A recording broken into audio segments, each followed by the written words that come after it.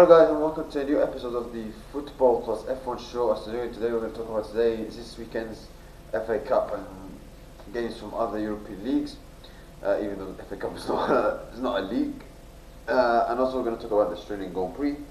Let's start with Saturday's FA Cup games. Fifth round, Mansfield vs Arsenal.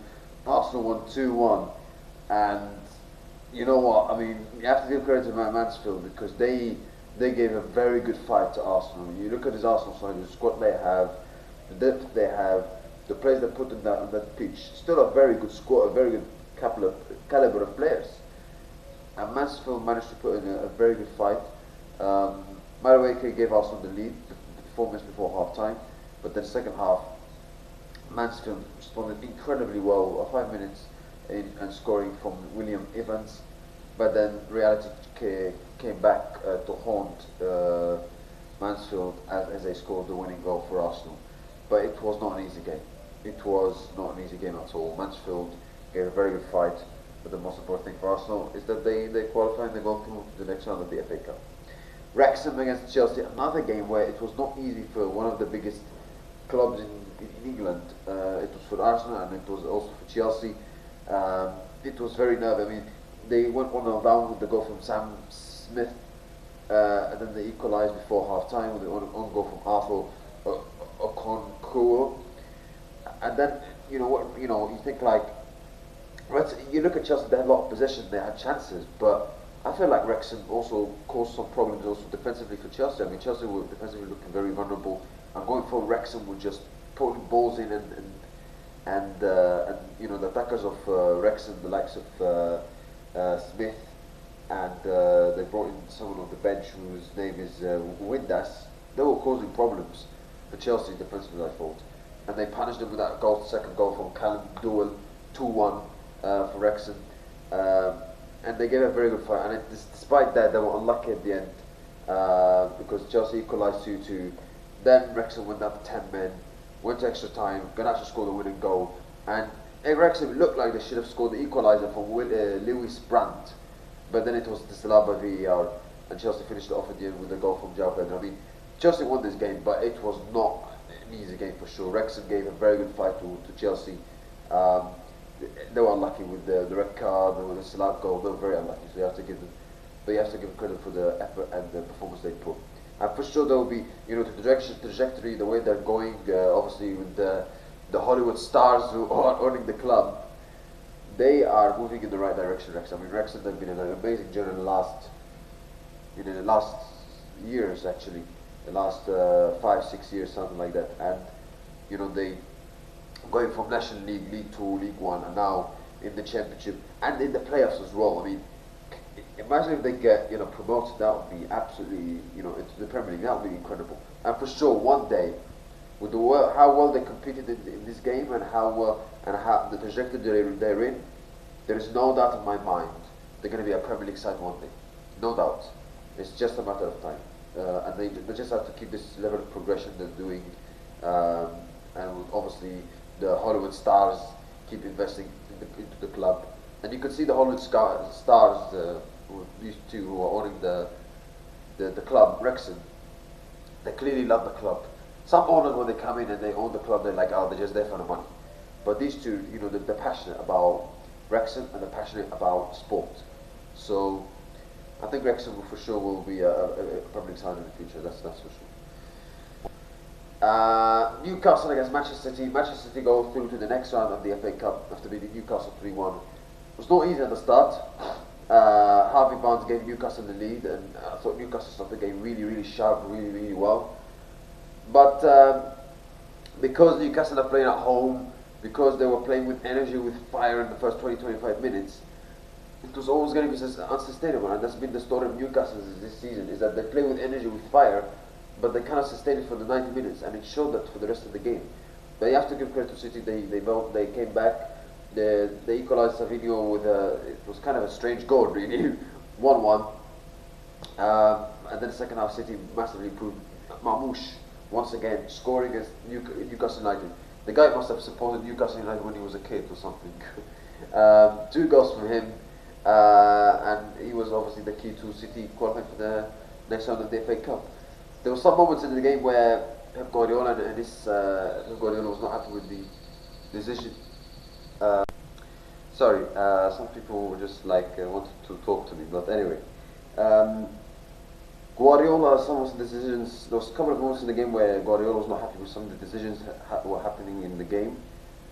And you could clearly see he was arguing with the fourth official, where he was obviously showing his really face there. He got himself a yellow card, which means he's going to be banned for the next two games of domestic competitions, which is going to be West Ham and the FA Cup quarter-final, whoever Man City will face against. But no, he will not be banned for the Carabao Cup final. He will be in the Carabao Cup final, but he will not be in the game for the West Ham next Premier League game for Manchester City, and also the FA Cup quarter-final, because obviously the FA Cup quarter-final is before Chelsea, because a lot of people are saying, he's going to be banned before the West Ham and Chelsea game. But yeah, but a lot of people say that why is he banned for the next two games in the Premier League, but not banned for the Carabao Cup game? Oh, sorry, banned for the West Ham game and the FA Cup quarter-final, whereas the Carabao Cup is before the FA Cup quarter-final. Well, the reason is a bit like why Mark Guy cannot play the Carabao Cup final. Where he can play the FA Cup with Manchester City, but he cannot play in the Carabao Cup for Manchester City Carabao Cup final. Where he can play in the FA Cup. Yes, it's different context and it's different rules, and it's not like 100% comparable. But yeah, some of the rules is kind of strange because all the domestic competitions are included. So if the FA Cup and the Premier League are included as domestic competitions, why the Carabao Cup is also not involved in it? Because it's also involved. So why the ban is not involved in it? I don't get it really. So yeah, but so does that mean, do I think Guardiola should be banned for the Carabao Cup final? In my opinion, yes, because Carabao Cup is part of the competitions for the FA Cup and the Premier League, which is also the same reason I also think Mane should play in the Carabao Cup final against Arsenal. So that's why I find the rules sometimes a bit strange, but it is what it is. But City went through to the next round of the FA Cup, which was a very important win, and it was not an easy game. Newcastle were putting a good fight, and they had some good chances, but City were more decisive and more clinical at the end of the day than Newcastle. And obviously going away to Newcastle to win, it's never easy, especially for Manchester City, because obviously they faced Newcastle 5 times this season and they beat them in both cup competitions away from home. However, in the league it was not easy for them because they lost. But anyway, Man City go through to the FA Cup's quarter-final, which was important. They had to win considering they suffered a setback against Nottingham Forest when they drew in the league. Barcelona win against Atletico Bilbao 1-0, a very important win for Barcelona, and a good goal, a fantastic goal that Barcelona scored. Great assist from Pedri, a quality finish, quality piece of goal from Lamine Yamal, cut in, shoot, and then hit the post, but then it went in. So fantastic goal from him, and that goal won the match for Barcelona. It was not an easy game. Atletico Bilbao were creating, they were causing problems. I mean, Barcelona had a lot of possession and chances, not chances because they only had 2 shots on target, but they had a lot of possession. Defensively, a couple of times, let's say, exposed. But I think the attack of Bilbao, I have to say, they fluffed their lines at times. I think if they were more ruthless in front of goal, I think this could have been a different scoreline. But they didn't punish Barcelona, and if you don't punish the big teams will punish you. That's what happened in this game. And Barcelona win. They go back to being 4 points clear of Real Madrid, and they have a very important game coming up. Obviously, they don't have much time to prepare for the Newcastle game, which is the reason why Hansi Flick said, I think, after the game that they will travel to Newcastle earlier than they should, because usually the teams, before they play a Champions League game away from home, they travel to a different country the day before the match. Whereas Barcelona, they do it overnight. They're going to do it they did overnight, I assume, after the game against Bilbao. So yeah, because obviously away to Bilbao away to Newcastle, there's 2 very tricky games in the space of 4 days.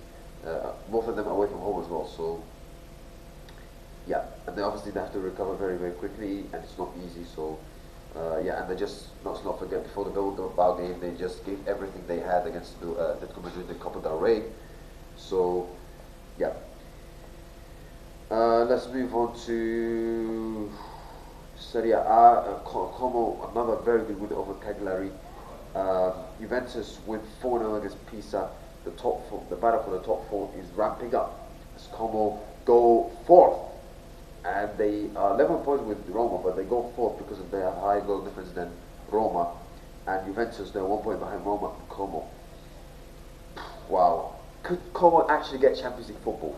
I mean, I still think Roma will finish fourth, but if Como qualify for the Champions League next season, I mean, that would be incredible. That would be absolutely incredible. Considering the journey they've been in the last couple of years, that would be absolutely incredible. I still think Roma should get Champions League football, but yeah, you can make a good case for Como because, in my opinion, Como are playing the best football in Italy right now. They're playing the best football. The budget they have, compared to the other big teams in Italy, the way they're playing, the football they're playing, and the results they're producing, you could say they're the best team to play. They're the best footballing looking side in this country, in Italy. Italy at the top of the league, but I think Como, you could say they play the best football. I really think so. So, listen, I mean, Como having an amazing season. Do I expect them to qualify for the Champions League? No, but if they keep this going, I mean, who knows? And speaking of Serie A, there was the Milan derby, a huge game yesterday, as AC Milan beat Inter once again. Huge win over AC Milan for AC Milan. It was a kind of a typical AC Milan Allegri victory, I should say. They won 1-0 up in the first half, and then the second half, shut up shop. Inter had chances and they had chances, not chances, but they had a lot of possession. They had some chances as well, but I would say Inter flopped their lines in front of goal. Whereas AC Milan, you have to give them credit. They managed the game really well. They got the goal, and then they managed the game fantastically well for the rest of the match. So they deserve a lot of credit. Allegri deserves a lot of credit, and a huge win for AC Milan in terms of qualifying for the Champions League next season, as they go, I think, how many points behind? 9 points clear of Roma. People say maybe Milan are back in the title, as they are 7 points behind Inter right now. Listen, I still think Inter will win the title. The 7 points gap is still big. So I don't think Inter fans should be worried about losing the title. They should still win it. They have a better squad, better team than AC Milan. So that's my opinion. But very good win for AC Milan, and a huge win. And once again, it was another masterclass from Allegri. FA Cup, there was some FA Cup action yesterday. Southampton beat Fulham 1-0. I mean, why Marco Silva rested 9 players? Made 9 changes in this game from the last game against West Ham. I don't know why. Like, Fulham are not going to get relegated, and he's resting 9 players. Like, why these clubs in mid-table in the Premier League, they don't take the FA Cup seriously? Did they not learn from what happened to Crystal Palace last season? I don't get it.